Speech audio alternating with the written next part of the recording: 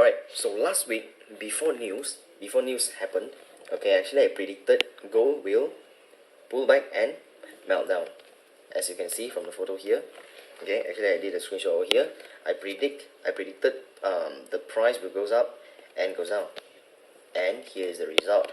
Right, how did I do that? Right, so first I go to high time frame. As you can see from your left side, price is going to make this engulfing sell zone, isn't it? Okay, so next, when price comes into the zone, supposedly we're gonna wait for H1 to form. Alright, your current market price is over here, so we're gonna wait for CMP to form engulfing sell, isn't it? See what happens here. See, there's no chance for you to take the right of this candle. Okay, you will miss a chance over there. So what I do is that I will precise my H4 engulfing sell zone, right, in to H1. As you can see, here is another engulfing sell. Like people said, sell at resistance.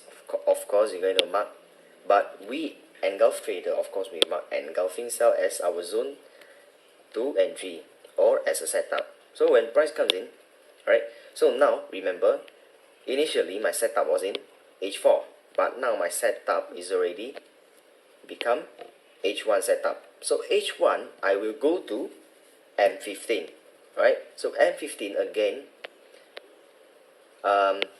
you're gonna focus on your current market price, isn't it? So when price comes in, it forms engulfing sell. So by the theory of structure, price has to pull back by sideways, isn't it? Sideways, breakout over here, engulfing sell. Engulfing sell itself is a breakout. So breakout, price pull back by sideways, and after this candle, after the closure of this candle, I instant entry over there, and that is why price drops. Okay, so that's all. Right, so price drops around 200 pips. Alright, so that's all. Thank you.